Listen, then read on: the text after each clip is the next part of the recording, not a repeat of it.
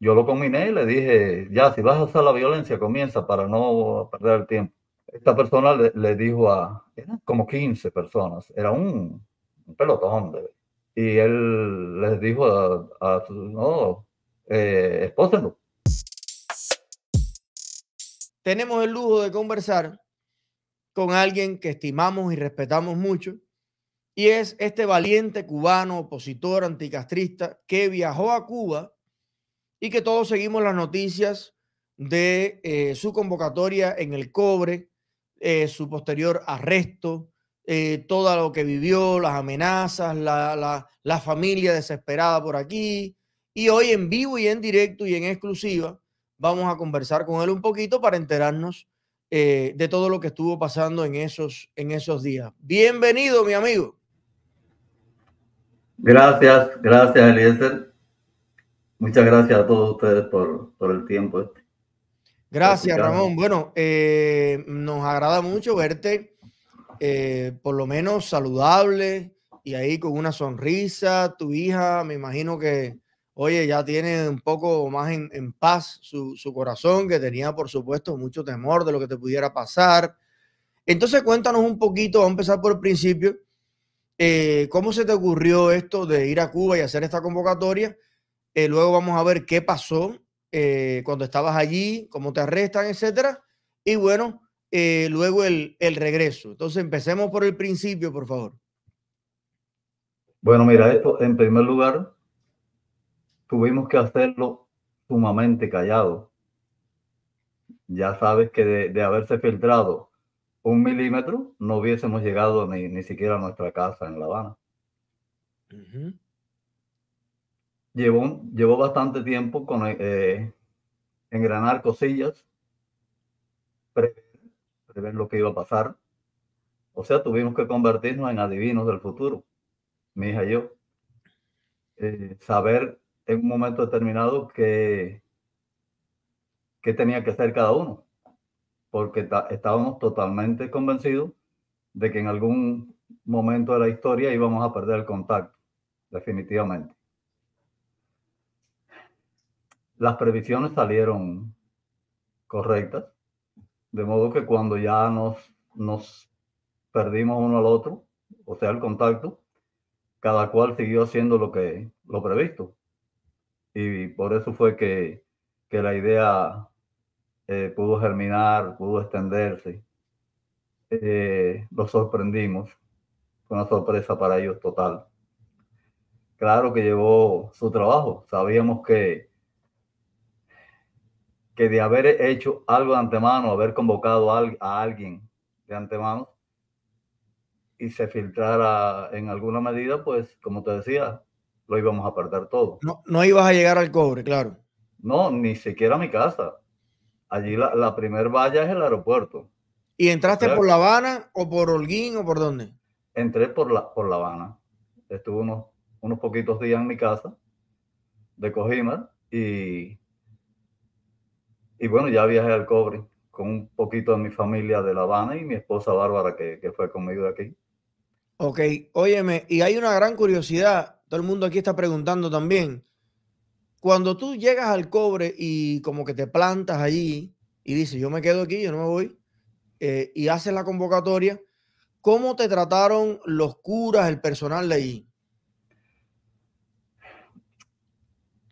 Primero hay que explicar que el personal de la iglesia, o sea, el cura y sus ayudantes, son una parte. Y la otra es el lugar donde tú te hospedas, la hospedería, que son otro tipo de personas. Yo no es Ah, personal exclusivo. En el Cobre está la iglesia, pero hay como un hotelito. Exactamente. Ok. Entonces, uno no tiene que ver mucho con el otro. El hotel es de los comunistas. No, no, no, el Es de hotel la iglesia. pertenece al santuario. Ok. Al santuario. El santuario es esta área amplia, pero consta de la iglesia, la hospedería, un parqueo bastante amplio frente a la hospedería y un área verde que se extiende después pero ya esto sería como una parte del bosque que fue despojada de los árboles y eso, pero la iglesia tiene un ambiente y ya la hospedería es un poquito más suelto, ¿no? Bueno, entonces, pero bueno, haciendo la diferenciación, ¿cómo te trataron los unos y los otros? Perfecto. Con los que tuve muchos roces, a pesar de haber estado poco tiempo allí, fue con el personal de la hospedería.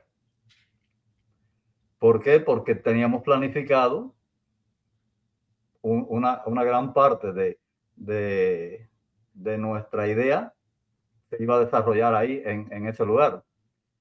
Entonces, pues ya yo estaba conversando con los empleados, preparando cosas.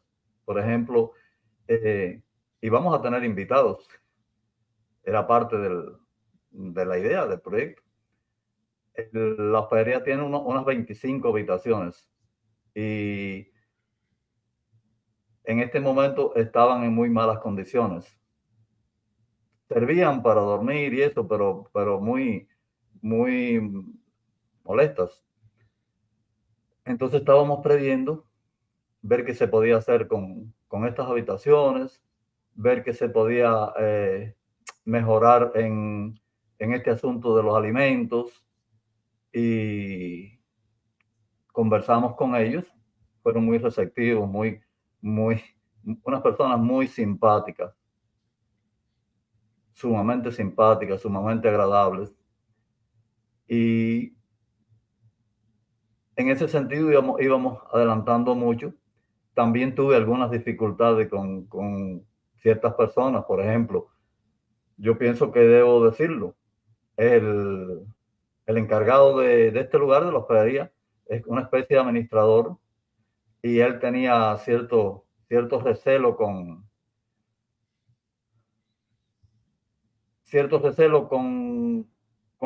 las personas que yo iba a invitar.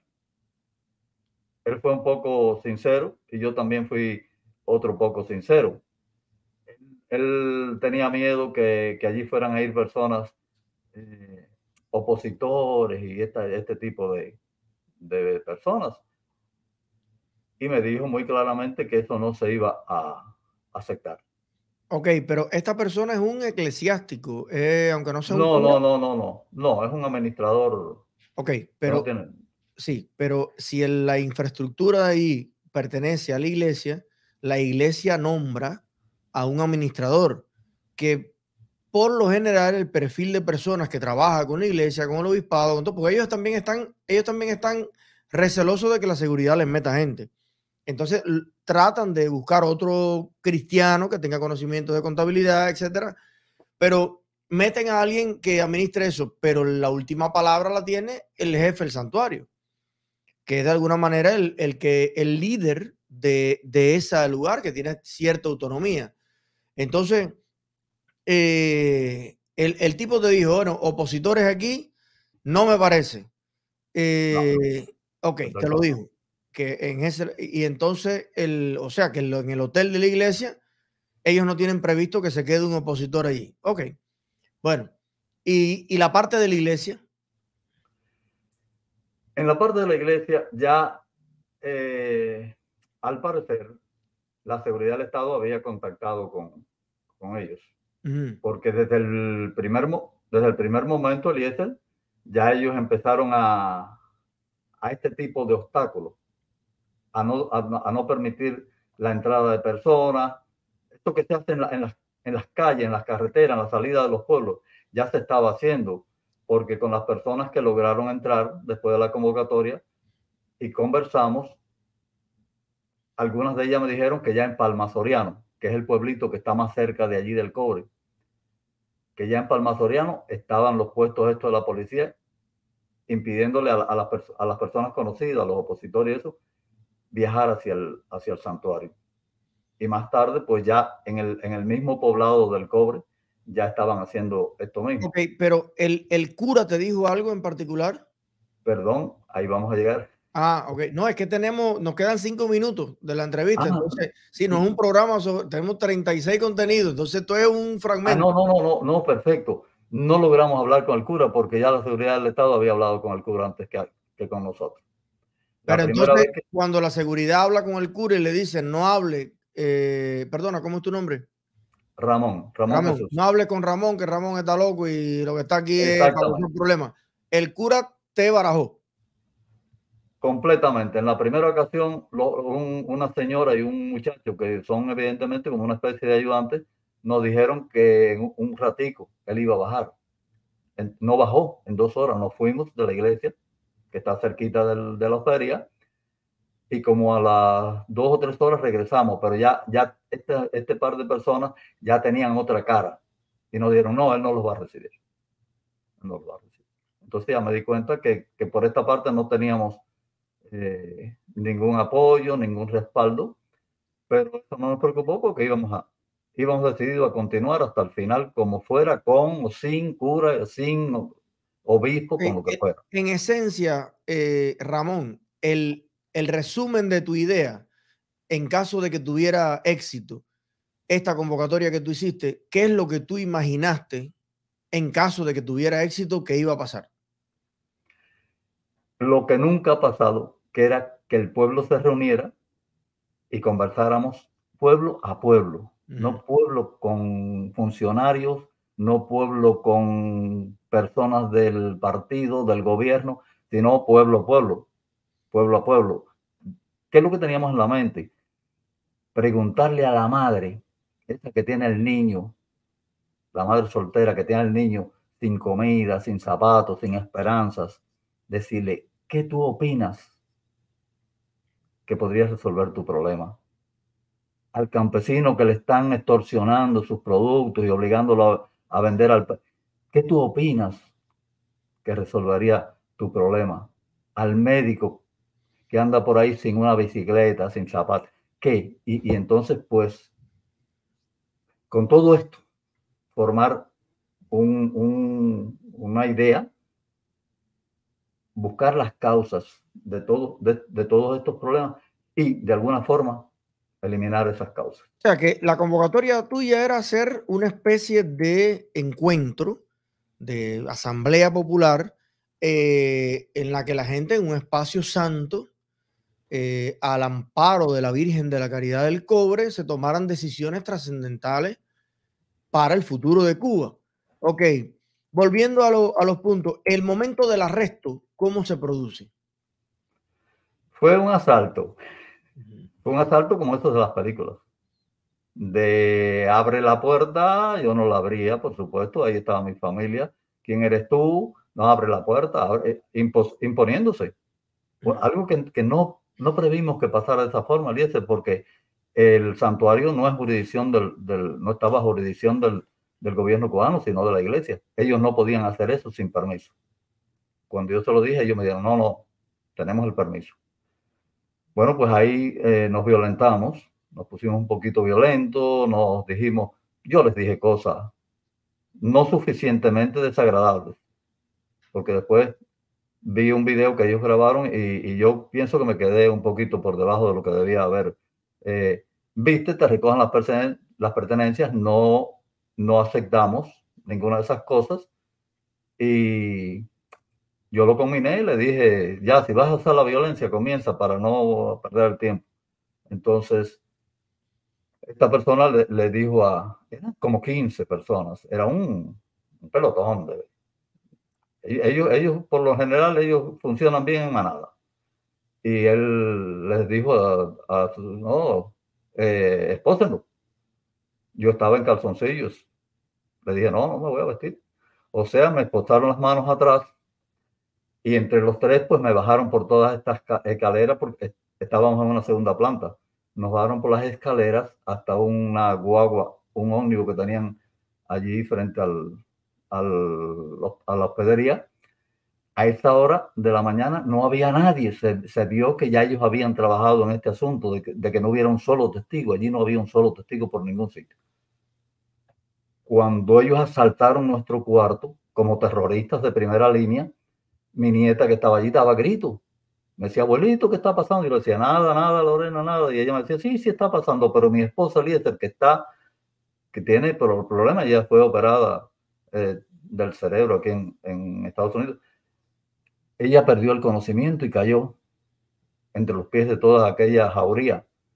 Y entonces pues ya yo perdí el poquito que me quedaba de ser humano viendo aquello, y aquello fue tremendo, pero creo que eso en el futuro, con un poco más de tiempo, Sí.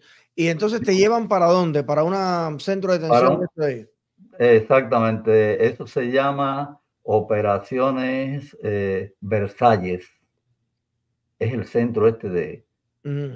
de procesamiento Sí, de los como el delitos. Vivac en La Habana, el todo el mundo junto ahí Exactamente, de Santiago. es Y como el villamarista de una provincia.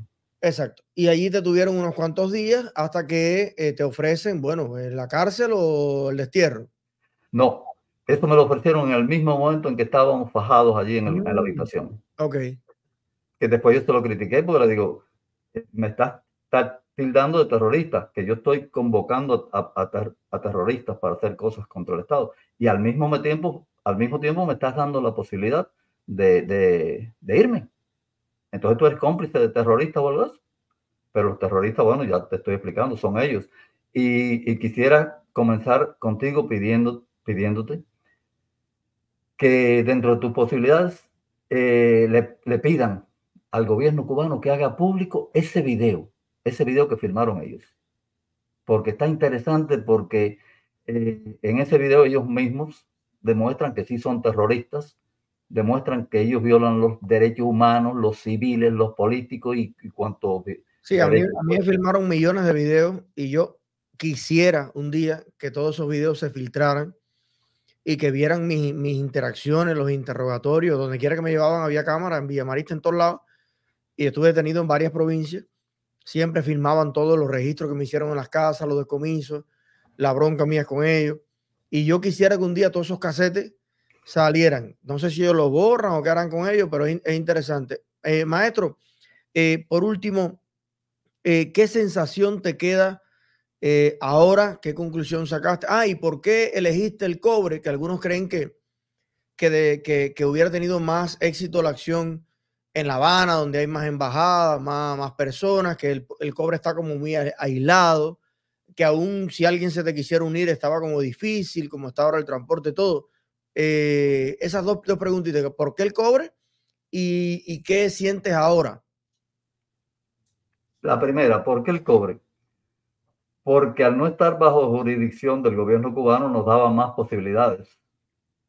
O sea, de las personas que gobiernan la zona, el lugar, en nombre de la iglesia, podían haber denegado el permiso para el asalto a la habitación, haberle dicho, no, no, no, ellos no son terroristas. Y no pasó, y bueno, sucedió, pero teníamos esa posibilidad y creíamos en esa posibilidad. La segunda pregunta, ¿qué siento ahora? Tú sabes lo que se siente cuando una mina colapsa y se quedan allá adentro los trabajadores. ¿Qué pasa con los familiares, con las amistades, que se desesperan, que cogen picos y palas y jarros y cucharas y platos y empiezan a cavar? Eso es lo que yo estoy sintiendo. Yo estoy sintiendo un apremio enorme, algo así como de no descansar, de no parar un minuto, de empezar a cavar entre todos así para sacar a esos que están allá abajo en la mina, esos presos injustamente que están ahí sufriendo lo peor del mundo, que es estar preso por los ideales de uno. Esto es lo que yo siento, Entonces, porque cada día allí, no lograron apagarte la llama interior que... no, la avivaron. Ahora estoy con más apremio, ahora no quiero perder un instante, convocando a todo el que pueda poner un granito de arena, que se sume, que coja su jarrito y su platico y que venga a cavar ahí para buscarlos allá abajo, para sacarlos de abajo donde ellos están. Esto es lo que yo estoy sintiendo así y nada, convocando a todo el mundo. Por eso Ramón, te pido que en la medida de tus posibilidades transmitas este mensaje de apremio, de apremio. No tenemos derecho en este momento a descansar, para nada. 100% de acuerdo contigo y esta cápsula la vamos a viralizar por todos los medios para que las personas, bueno, sepan pues sobre todo eso, que todo eso empujones, toda esa violencia, todo lo que viviste en esos días, pues básicamente te confirmó que estás en el camino correcto y que es justo tu reclamo. Así que te mando un gran abrazo, te agradezco en nombre de todos los cubanos ese riesgo, ese sacrificio que corriste allí. Y bueno, lo único que deseo es que eso sea el inicio y no el fin de que puedas ver, pues bueno, a ese pueblo reunido y tomando decisiones de una manera o de otra. Yo sé que en esos días, pues tu noticia movió muchos corazones, circuló mucho por Cuba, dio mucho de qué hablar y creo que fue un gesto muy válido y muy valiente de tu parte. Así que te mando un gran abrazo a ti y a tu hija. Ojalá que pronto tomemos un café y podamos conocernos un poquito más. Gracias, Ramón. Gracias a ti y a ustedes, a todo el mundo, porque todo el mundo cooperó en esta idea. Lo único que les pido es que recuerden que continuamos, que esto no se ha acabado, ni mucho menos. Así es que seguir cooperando y de todo. Gracias, te queremos.